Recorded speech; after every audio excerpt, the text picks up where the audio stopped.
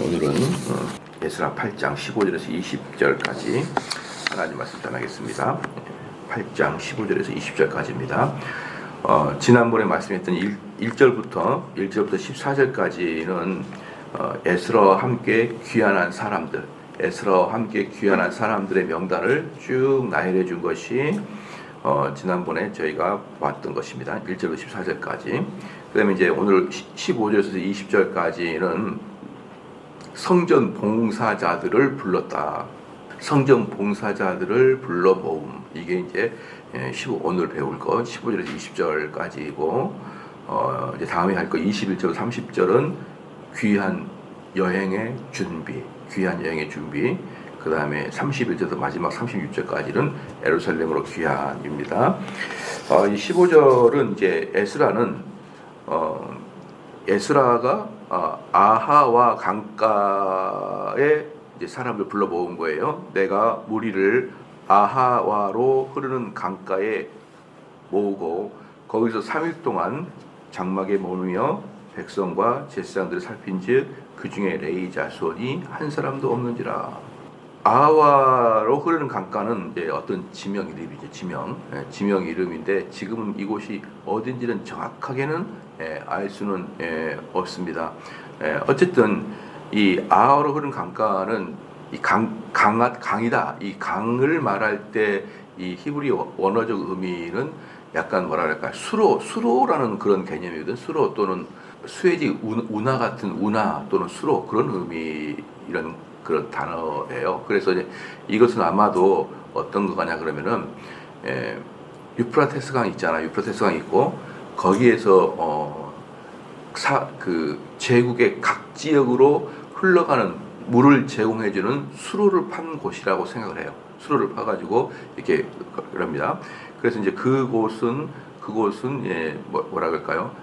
그렇게 되면 멸직한 평야 지역일 것이고, 그곳은 뭐랄까요? 수로로 해서 여러 가지 상업이 왕성하게 왕래하는 그런 곳이라고 추론을 할 수가 있어요. 지금 왜냐하면 아하와가 지금 현재 어느 지역인지는 정확히 모르나, 그러면은 이제 그런 조건을 가지고 있는 동네가 어디냐면 지금 이 바벨론 또 페르시아 이 제국에서 이스라엘 팔레스타인 쪽으로 가는 지역으로 이렇게 넓적한 평야에 수로가 있는 곳은 지금의 이제 현재 이스강이라는 지역인데 아마 거기일 것이다. 거기가 될 확률이 좀 많다라는 그런 추론을 하고 있습니다. 정확한 지점 몰라요. 어쨌든 이것은 수로였다는 의미가 좀 강하고, 아까도 말했지만 아하와로 흐르는 강가라는 그 개념 자체가, 강가라는 개념 자체가 수로라는 의미가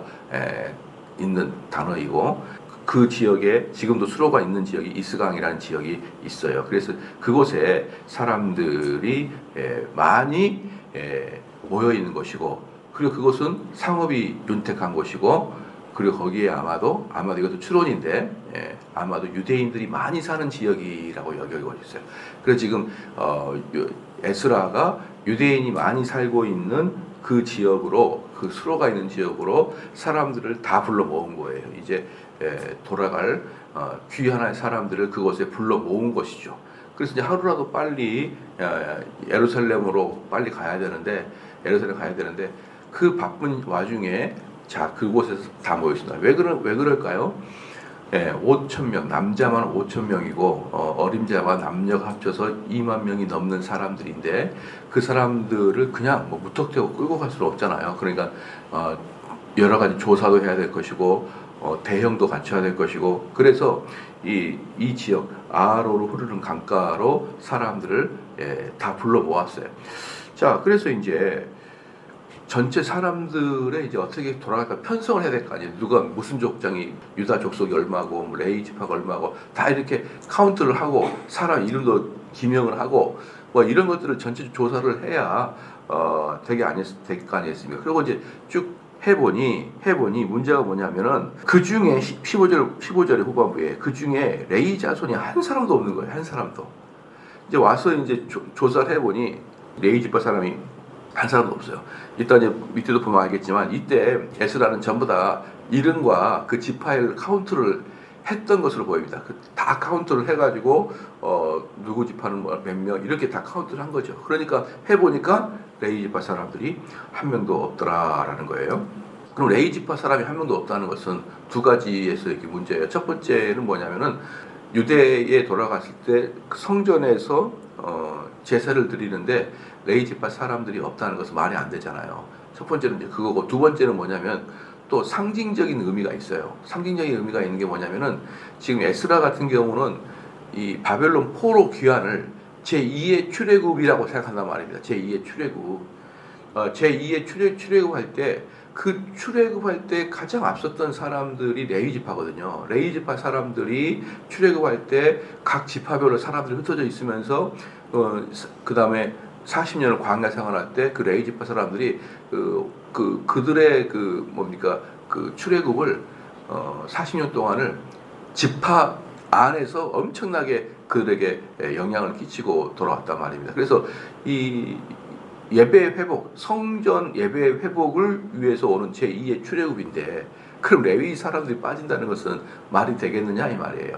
그러니까 이런 두 가지 이유, 첫 번째는 성전에서 예배를 집례할 레위 지파가 없다. 두 번째는 제2의 출애굽이라는 것을 분명히 하기 위해서 첫 번째 출애굽처럼 레위 지파의 상징성 의미가 강하기 때문에 이 레위 지파가 없다는 것은 지금 에스라로서는 어떨까요?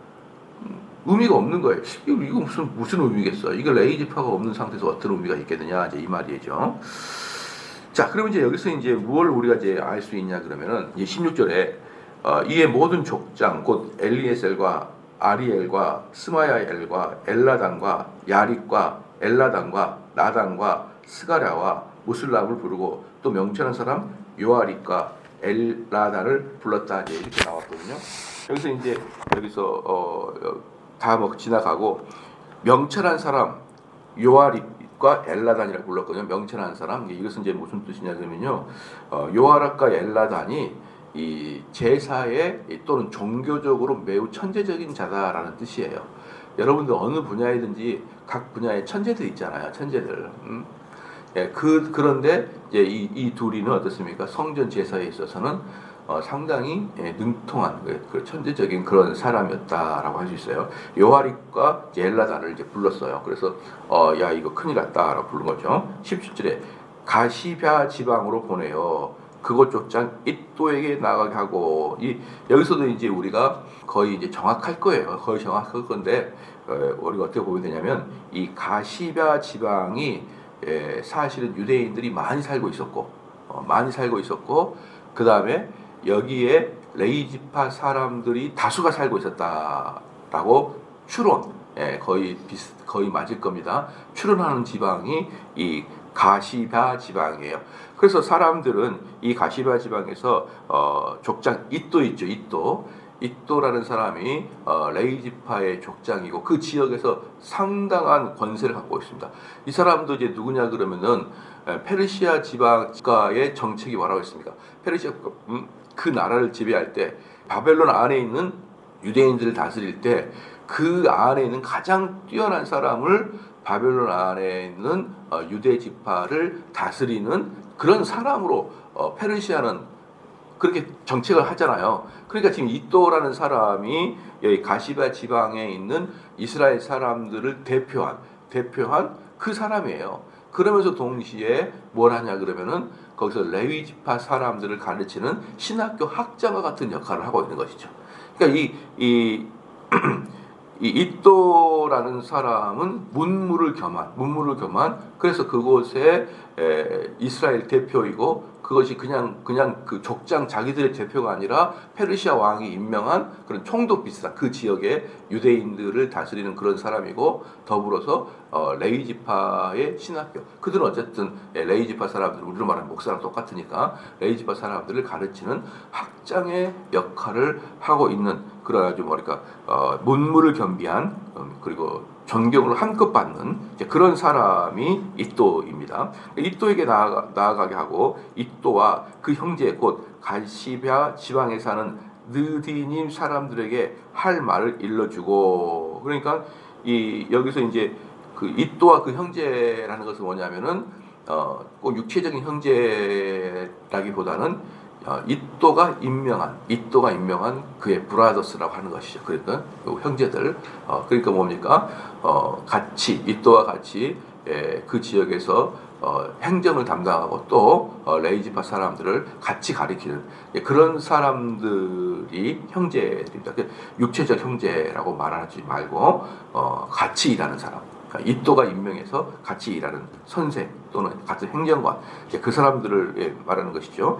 그래서 이또와 그 형제 곧 가시비아 지방에 사는 느디님 사람들에게 할 말을 일러주고, 이 느디님이라는 것은 뭐냐 그러면은 정확한 것은 나오지 않았지만 그래도 이것은 역사적으로 거의 협의가 된 게 뭐냐 그러면은 느디님 사람이라는 것은 왜 성전에서 일을 할 때 제일 꼭대기 있는 사람이 누구냐면 제사장이고, 그 다음에 제사장 다음에 밑에 있는 사람들이 누구냐 그러면은 레위지파 사람이거든요. 근데 이 레위지파 사람들 밑에 이제 있는 사람이 느디님이에요. 느디님. 우리로 말하면 뭐라 그럴까요? 뭐 똑딱 닮질 않았는데 제일 높은 사람이 많이 담임 목사고 부목사고 그 다음에 느디님 전도사 좀 될까요? 이런 개념. 근데 이제 좀 달라요. 왜냐하면 역사적 조사해 보면 느디님 같은 사람들은 포로들 중에서 전쟁에서 포로로 끌려온 사람들 중에서 성직을 감당하게끔 어떤 그 일을 준 게 느디님이거든요. 느디님. 그러니까 이제 이 사람들은 뭐냐 그러면 여러분 이들은 성전에서 일하니까 뭐 성직자라고 생각할 수 있지만 레위지파 사람이요. 레위지파 사람들이 성직자라고 생각할 수 있지만 당연히 성직자죠. 그런데 진짜 예배를 주도하는 사람은 제사장이고, 그 예배를 원활하게 하기 위해서 있는 존재가 레위지파라고 제가 말씀드렸잖아요. 그럼 그 중에 하나가 뭐가 있죠? 그 성전을 관리하고, 청소하고, 수리하고, 옛날에는 천막을 치고 걷고 엄청난 일을 하잖아요. 그러니까 쉽게 말하면 레위지파는 성직자이기도 하지만 다른 말로 노가다예요. 노가다. 엄청난 어려운 그 일을 하게 됩니다. 그러니까 너무 어려우니까 레위지파 사람들이 너희들이 알아서 일을 시켜 먹을 수 있는 사람으로서 하층 계급이면서 또는 저기 포로로 오는 사람들, 이스라엘이 전쟁에 나가서 포로로 끌고 온 사람들 있잖아요. 그런 사람들을 성직자의 최하층 계급으로 넣는 거예요. 그래서 이것은 특별하게 레위지파는 뭐 하라고 딱 지정되어 있거든요. 무슨 레위지파 중에서 무슨 가문 이렇게 뭐 딱 있어요. 성가대 가문, 뭐 문지기 가문, 뭐 재정을 감당하나 쭉 있는데 느디님에는 그런 게 없어요. 없고 그냥 레위지파에게 주면은 레위지파가 잡일을 시키는 일을 주로 한단 말입니다. 그런데 이제 여기서 이제 우리가 좀 알 것은 뭐냐면, 그럼 왜 그 많은 지파 중에 레위지파 사람이 한 명도 없었냐 이 말이에요. 레위지파 사람이 한 명도 없는 이유가 무엇이겠느냐? 이건요, 지금 에스라하고 지금 포로 귀환하고 있는 중이잖아요. 포로 귀환하게 되면은 뭘 제일 목적으로 두고 있나요? 성전 예배를 목적으로 두고 있잖아요. 성전 예배를 목적으로 두고 있잖아요. 그런데 지금 이스라엘의 성전이 어떤 상태죠? 폐허가 된 상태란 말이에요. 폐허가 된 상태. 폐허가 된 상태에서 이 레위지파 사람들 끌고 가면 레위지파 사람 다 알아요. 그걸 다 자기들이 노가다로 다시 다 닦고 뭐 건축하고 또 속에 있는 그 모든 예배의 진행에서 프로세스를 하고, 어떤 여러분이 회사 들어가 가지고 제일 어려운 게 뭐예요? 첫 번째 셋업하는 과정이 가장 어렵잖아요. 가장 어려운데 그게 건축, 또 뭐 어떤 실내 인테리어, 그리고 실제적인 예배 과정 같은 거 모든 걸 셋업을 하니까 이 레위지파 사람들이 안 가고 싶은 거예요. 안 가고 싶단 말이에요. 그러니까 아무도 그 에스라가 가자고 할 때 레위지파 사람들이 신청을 안 한 거죠.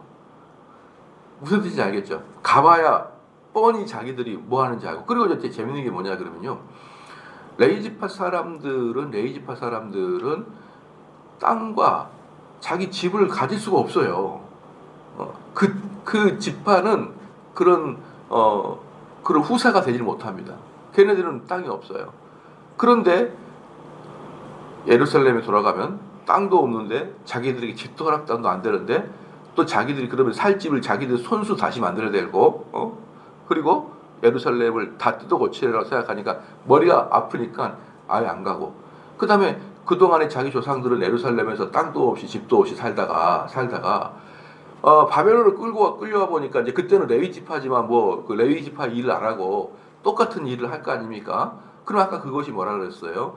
그 유프라테스 강에서 이렇게 수로를 따라 만드는 그 지역이라 했잖아요. 그래서 거기에 뭐가 많다? 상업이 발달한 곳이란 말이에요. 그곳에 그 지역 그 근방에 딱 그 근방에서 처음으로 집도 사고 땅도 사고 풍요롭게 살고 있는 레이지파 사람들이란 말이에요. 응? 목사직 안 하고 내 친구 한 명도 글을 썼는데 워낙에 이제 이 친구가 그냥 여유롭고 목사인데 여유롭고 뭐 좀 뭐라 그럴까요? 좋은 말로 말하면 넉넉하고 나쁜 말로 하면 좀 게을러요.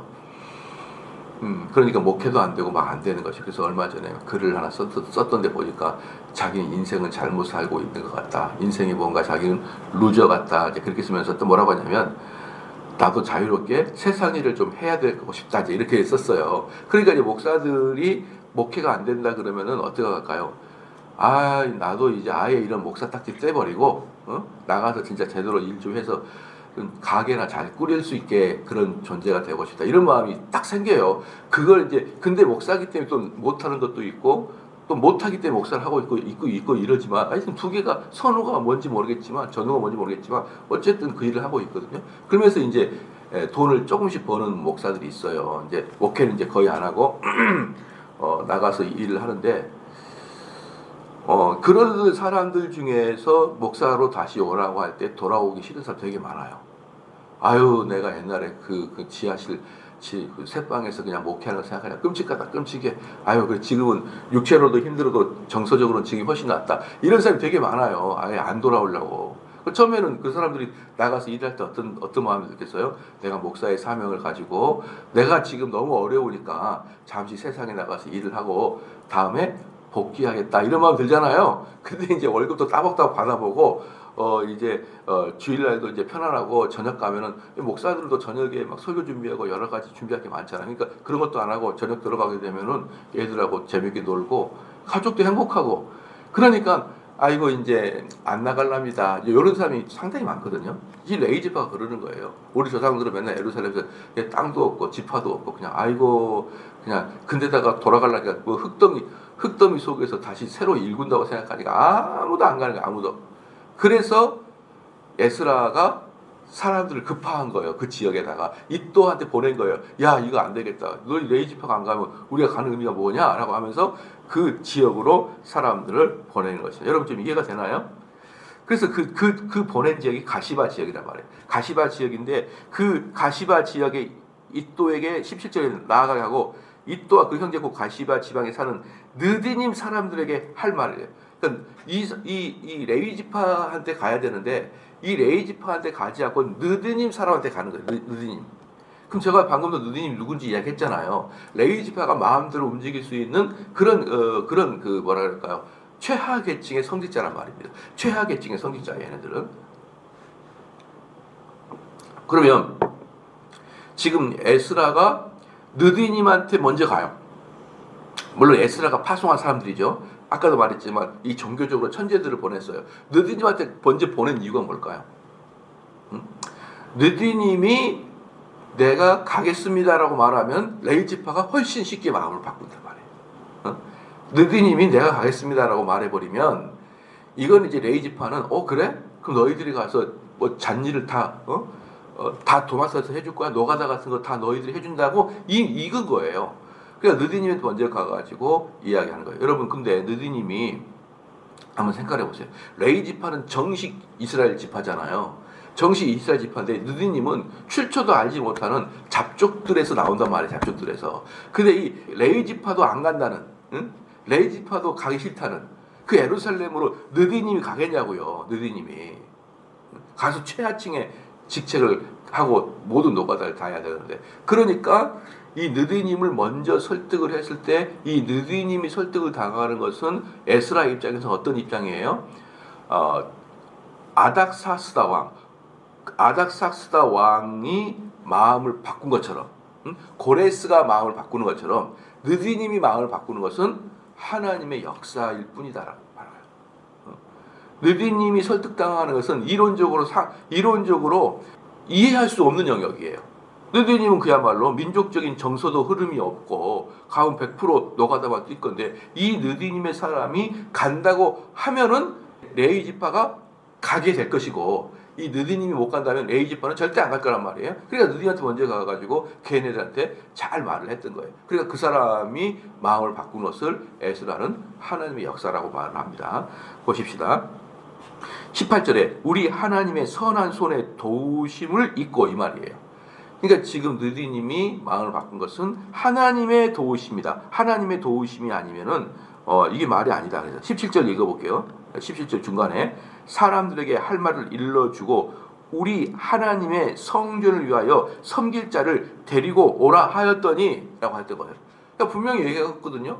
이 에스라가 파송된 그 관리들이 분명히 얘기했어요. 우리가 뭘 해야 되냐면 예루살렘을 지금 재건축해야 된다. 이 이야기를 한 거거든요. 그러면 이게 무슨 뜻인지 느낌이 다 알아요. 다 아는데 두 가지겠죠. 두 가지겠어요. 왜 두 가지냐면은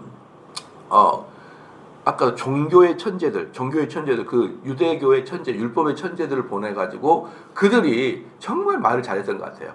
그러니까 인간적으로도 정말 뛰어난 사람이 가가지고 그들 설득했고, 근데 그 설득할 때에 이것을 듣고 있던 느디님 사람의 마음이 가마 감동을 일으켰겠죠. 가마 감동을 일으켰겠어요. 그러니까 그냥 육체적으로 본다 그러면 우리 육안의 눈으로 본다 그러면은 파송당한 사람들이 정말 잘 설교했고 잘 설득했고 그러니까 거기에서 마음속에 동의가 되는 거예요. 이건 육신적인 눈으로 보는 거겠죠. 그건 영적 눈으로 본다 그러면은 그들의 마음을 바꾼 사람은 하나님이시다라는 거예요. 왜? 이것은 불가능한 일이니까. 불가능이니까. 그러니까 18절에 우리의 하나님의 선한 손에 도우심을 잊고라고 에스라가 고백을 한 거예요.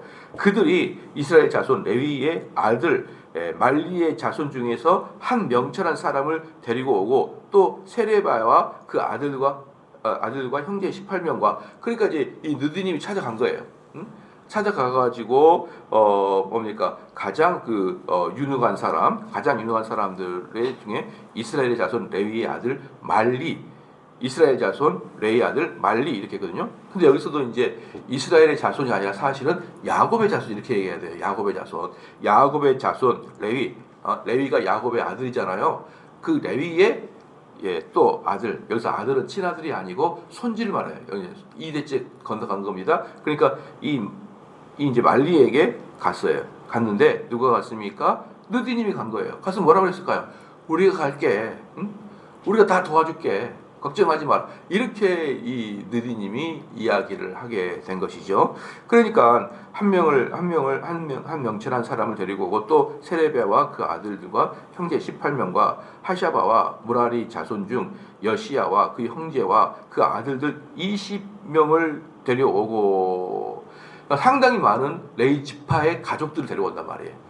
그냥 레위 사람 몇 명을 데려온 게 아니라 지파를 그 레위 집의 가문들 중에 두 가문을 데리고 오는 것입니다. 뛰어난 사람을 데리고 오는 거예요. 그러니까 20절에 다윗과 방백들이 레위 사람들을 섬기고 섬기라고 준 느디님 사람 중 이게 무슨 말인가 했죠. 다윗이 레위 지파에게 느디님 사람을 주는 거예요. 왜? 일이 너무 많으니까. 그때도 일이 너무 많으니까 느디님을 레위 지파 한 그 팀에다가 몇 명씩을 주면서 잡일을 다 도맡아하는 일로 이렇게. 그런데 이제 이들은 계급만 차이가 있는 거예요. 계급만 차이가 있지 성직자는 성직자입니다. 그래서 이들 당시의 성직자들은 전체가 세금을 내지 않았어요. 그러니까 지금까지 역사상 성직자들은 유대인도 마찬가지로 지난번에 말씀드린 페르시아에서 마찬가지로 성직자들은 세금이 없어요. 원래 느디님 같은 경우도 성직의 직분은 낮았지만 성직자의 대우를 해주면서 그들에게 세금을 걷지 않고 그렇게 살았던 것이거든요. 그러니까 이게 쭉 계층의 최하위층일 뿐이지 성직자가 아닌 건 아니었다라는 것이죠. 근데 그 누구들이에요? 너무 레위 지파가 힘드니까 다윗 때 사람들이 느디님을 주면서 너희들의 실질적인 종처럼 부려먹어라 라고 준 애들이 느디님인데 느디님 사람 중 성전 일꾼은 220명이었더라. 220명. 그러니까 여기서 지금 뭐라 그럴까요? 가시바 지방의 이또에게 보낸 것은 뭐냐 그러면요. 에스라가 에스라 부하들이 일도 찾아가가지고 이거 에스라가 말한 거니까 빨리 사람 보내주세요. 이렇게 할 수가 없는 거예요. 왜? 모든 포로귀환은 자발적이어야 되거든요. 끌고 갈 수가 없어요. 거기는 유대의 법이 적용되는 게 아니라 페르시아 법이 적용되잖아요. 그러니까 억지로 끌고 잡아갈 수 없는데, 그래서 거기서 아까 종교의 천재들이 가가지고 어때요? 정말 잘 설교하고 설득해가지고 그 설득당한 사람이 220명이나 되는 거예요. 느린 사람들이. 그러니까 종을 자처한 사람들이 자기들의 그 누리고 있던 평화의 바벨론의 삶에서 버리고 종을 자처해서 온다고 생각한 사람이 220명의 느낌이 생기고요. 그 사람들이 얼마나 귀한 역할을 하고 얼마나 결정적인 역할을 합니까? 그래도 220명을 여기다 쓰질 못해요. 두 가지 이유겠죠. 너무 낮고, 두 번째는 사람이 너무 많으니까. 사람이 너무 많으니까 성경치다 쓰지를 못해요. 그래도 에스라는 다 기록하고 있었던 거죠. 누가 얼마큼. 그래서 220명이 간다는 것을 다 기록하고 이름도 써있죠. 에스라 책에서, 에스라 개인적인 책에는. 그래서 그 사람이 2차 포로귀환 때 결정적인 역할을 하는 게 느디님이었다. 느디님. 그 사람들이 예스를 안 했다 그러면은 레이지파는 끔찍도 안 했을 것이다 했던 것이죠. 그래서 섬기라고 준 느디님 사람 중 선전 일꾼이 220명이었는데 그들은 모두 지명받은 이들이었다. 지명받으니까 뭡니까? 전부 다 이름이 지명된 사람이에요. 그러니까 에스라가 전부 다 노트에 기록하고 다 이제 그들의 뭡니까? 가문에 그들의 가문, 그들의 이런 것을 전부 다 뭐예요? 다 기록된 것이죠. 여기서도 보면은 그 일꾼 220명 있는데 그들은 모두 기명됐거든요. 기명. 그러면은 여러분 이 느딘 사람들이 성전 일꾼으로 오려고 에스라의 개인적인 수첩에 기록했을 거 아니에요. 그럼 거기서 성전에서 일하는 사람만 이렇게 기명을 할 것이지 그 사람의 아내나 아들도 기록하지 않을 거 아니에요. 에스라 책에도. 그러니까 성전에서 일할 남자만 220명이에요. 남자만 220명. 그러면 그 사람들이 그 자기의 다 털을 닦아놓은 지역을 버리고 처자를 데리고 그 황량한 예루살렘으로 돌아간다는 것은 그냥 우리의 일상적인 상식으로 그게 가능하냐고요. 그게 일상적인 상식이 가능하지 않죠. 그것은 전적으로 하나님이 은혜를 주신 거죠. 그렇기 때문에 지금 에스라가 지금 여기 15절 20절까지를 쓰면서 레이지파 이야기를 쓰면서 무엇을 이야기하고 있는 거예요? 이것은 출애굽과 똑같은 기적의 일이다. 이건 출애굽과 똑같은 기적의 일이다. 아마 하나님이 막판에 고레스와 아닥사스의 마음을 바꿨듯이 느딘의 마음도 확 바꿔가지고 이들이 부흥을 일으키고 그러므로 레이지파가 가게 되므로 완벽한 출애굽의 역사를 재현하는 것이다 라고 말해주고 있는 것이에요. 그래서 여러분 이 과정은 가장 높은 왕부터 시작해가지고 가장 낮은 노가다를 담당할 가장 낮은 사람 마음까지 전부 다 하나님이 그들의 마음을 어루만지고 그들의 마음을 부드럽게 하고 그들의 마음에 감동감화받게 하고 이것들은 전부 다 하나님이 다 하시는 거라 이제 이 말입니다. 그래서 이제 저희 교회도 보니까 벌써 이제 한 10년 정도 되니까 처음에 한 70명 정도 되어서 70명도 못 되는 사람들이 교회를 시작했어요. 10년 전에. 근데 지금은 거의 이제 350명 이상, 400명 가까이가 이제 교회에 이렇게 아이들까지 나오고 있는데 점점 사람들의 마음이 부드러워지는 거예요. 처음보다 지금이 더 부드러워져요. 점점. 예. 그걸 볼 때, 야, 우리가 참 목회를 잘했다. 그렇게 보는 목사들은 거의 없어요. 왜냐하면은 에스라가 보낸 에스라의 부하들이 천재적이었기 때문에 그들은 설득당한 게 아니에요. 그들은 하나님의 역사 속에서 설득을 당한 것이다 라고 에스라는 지금 고백하고 있는 것입니다. 기도하시겠습니다.